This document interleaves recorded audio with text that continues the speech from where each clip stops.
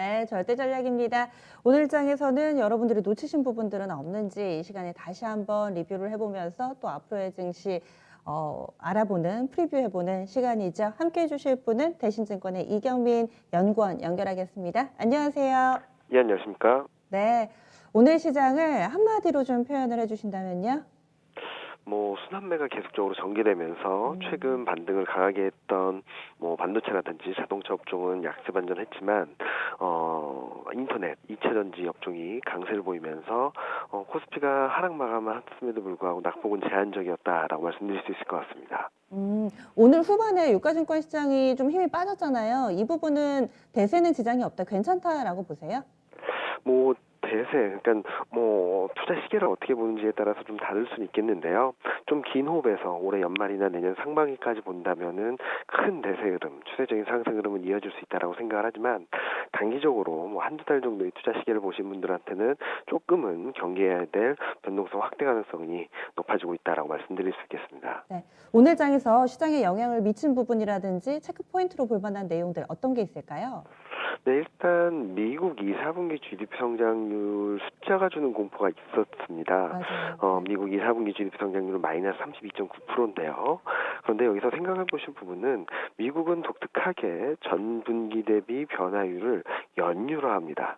우리나라 기준으로 본다면 전년 대비 변화율은 마이너스 9.2%거든요. 다시 말씀드리면 숫자가 주는 충격은 있었지만 2분기였다는, 그러니까 지난 시점의 경기 흐름이었다는 점, 이와 함께 최근까지도 경기가 좋아지는, 회복되는 모습을 보여줬다는 점에 있어서 미국 GDP 성장률 자체가 시장에 주는 충격은 제한적이었다라고 말씀드릴 수 있을 것 같고요. 한편 한국 산업 생산은 개선세를 이어갔고 경기 선행 지수도 전무 월 대비 개선세를 보이면서 최근 장 초반만 하더라도 코스피 시장이 그렇게 나쁘진 않았고 상승 반전을 하는 모습을 보여주는 등 좀 선방을 하는 모습들을 보여줬다라고 생각합니다. 그렇지만 오후장 들어서 낙폭을 확대하면서 흘러가는 모습들은 원달러 환율, 그러니까 최근 코스피가 강한 흐름들을 보였던 데에는 원달러 환율이 1,200원 선 밑으로 1,200원 선 하회하면서 외국인 순매수가 5거래일 연속 이어졌기 때문인데요. 그런데 원달러 환율이 1,187원까지 떨어지긴 모습을 보이긴 했지만 오후장 들어서 1,190원을 회복하고 이에 따라서 외국인이 순매도 전환을 하면서 코스피 낙폭은 확대됐다라고 볼 수 있겠죠. 그 중심에는 최근 강세를 보였던 반도체, 자동차, 제약보의 업종이 약세 반전을 하고 오후장 들어서 낙폭을 확대하면서 매물 압력에 좀 시달리지 않았나라는 생각을 합니다. 반면에 코스피가 하락 반전했음에도 불구하고 최근 코스피가 2250, 2270을 회복하는 과정에 있어서 상대적으로 부진했던 기존 주도주라고 볼 수 있겠죠. 인터넷, 이체전지 업종이 강세를 보이면서 낙폭을 좀 제한했다라고 볼 수 있겠습니다. 장중 등락은 있었고 장 막판 낙폭이 커지면서 2250선을 하회하면서 시장이 좀 불안한 모습을 보였지만 코스닥은 상대적으로 선방을 하면서 815포인트까지 상승세를 이어갔다라고 보고 있습니다. 네. 그러면은 이제 바로 다음 거래일부터 다음 주부터 8월이 시작되는데요. 다음 주에 주요 일정들 어떤 게 있나요?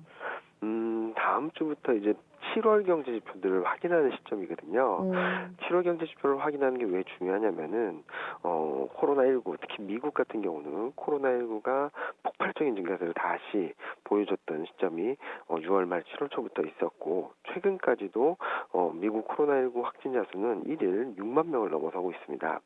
이와 더불어서 중국 같은 경우는 자연재해, 홍수 이런 자연 이슈들이 있다 보니까 7월 경제 지표들은 회복세를 이어갈 수 있을지, 그리고 그동안 경제 지표 서프라이즈가 지속됨에 따라서 굉장히 눈높이가 많이 높아졌는데 높아진 눈높이를 충족시켜 줄 수 있을지를 확인하는 시점이기 때문인데요.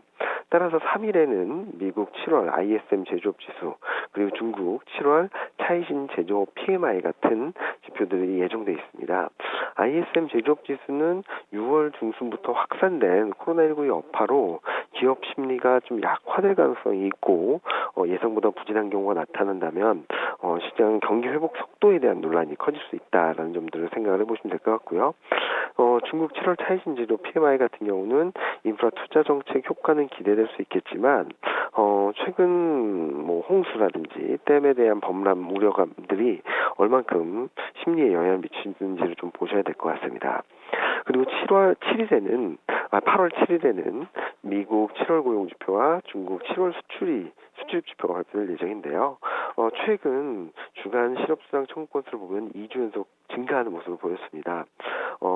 고용 서프라이즈가 시장의 상승의 한 축이었다는 점을 감안해 보면 고용 지표가 다소 부진하다는 점들이 인지되는 시점부터는 좀 경기 회복 속도에 대한 논란이 더 커질 수 있다라고 보고 있고, 중국 7월 수출 지표는 글로벌 경기 회복, 그러니까 글로벌 교역이 얼만큼 회복되는지, 특히 한국 같은 경우는 글로벌 교역 회복에 좀 민감한 반응을 보이고 있기 때문에 이런 부분들을 좀 확인하고 넘어가야 되지 않을까라는 생각을 하고 있습니다. 네. 그러면 다음 주에 관심 섹터는 어느 쪽 보세요? 뭐 오늘 강세를 보였던 인터넷 소프트웨어 업종들이 얼만큼 선방을 해주는지 보셔야 될 것 같은데요. 우리나라뿐만 아니라 글로벌 전반적으로 코로나19 이후 글로벌 인터넷 기업들의 실적 서프라이즈 소식들이 이어지고 있습니다. 오늘 같은 경우도 네이버, 카카오가 2에서 3%대 상승세를 이어갔는데요. 이런 흐름들이 지속된다면 시장이 좀 등락이 있다 하더라도 낙폭은 제한적이지 않을까라는 생각을 하고 있고, 이런 부분들을 좀 더 확인하고 대응하셔도 크게 무리가 없지 않나라는 생각을 합니다. 최근 시장 흐름을 보면은 코스피가 2270까지도 올라가고 오늘도 2250에서 좀 하회하긴 했지만 상승세를 이어가는 과정에 있어서 업종별 등락이 좀 엇갈리는 모습들을 보여왔거든요. 인터넷 소프트웨어 업종은 최근 코스피 상승과 조금 엇나가게 좀 조정을 보였다는 점에 있어서 이들 기존 주도주라고 볼 수 있는 이들 업종이 강세를 보인다면 시장은 좀 더 단기 조정이 있다 하더라도 낙폭은 제한적이고 쉽게 반등에 성공할 수 있다라고 볼 수 있기 때문에 다음 주에는 인터넷 소프트웨어 업종들을 키 섹터로 놓고 확인하시면 좋을 것 같습니다. 네. 오늘 어느 정도 힌트가 나왔으니까 또 8월장 초반에도 이런 종목군들 인터넷 관련된 언택트 쪽 섹터가 좀 더 강세 움직임을 지속해 갈 것이다. 이렇게 내다보시는 건데요. 그러면은 다음 주 전반을 위한 전략 말씀해 주신 그 섹터 쪽으로 포트를 좀 압축을 해놔야 되는지, 그리고 현금 비중에 대해서도 요즘에 궁금해 하시는 분들 많으신데요. 다음 주를 위한 전략 좀 알려주세요. 네, 일단 다음 주는 7월 경제 지표를 확인하고 대응해도 늦지 않다라는 말씀을 드리고 있습니다. 무슨 말씀을 드리냐면은 앞서 말씀드렸던 것처럼 추세적인 흐름들은 굉장히 강해지고 견고해지고 있지만 지금 현재 시점에서 추격 매수하기는 좀 부담스럽지 않나라는 생각을 하고 있고요. 투자 시계, 서두에도 말씀드렸던 것처럼 투자 시기가 6개월에서 1년 이상이라고 한다면 크게 뭐 비중을 조절하시거나 그럴 필요는 없겠지만, 단기 트레이딩, 뭐 한 달 정도의 트레이딩을 하시는 분들한테는 지금 현재 시점에서 추격 매수보다는 오히려 좀 일정 부분 차익 실현을 하시고 대확인을 하고 이제는 더 상승을 할 수 있겠구나라는 컨빅션이 생긴 다음부터 대응을 하셔도 크게 무리가 없다라고 생각을 하고요.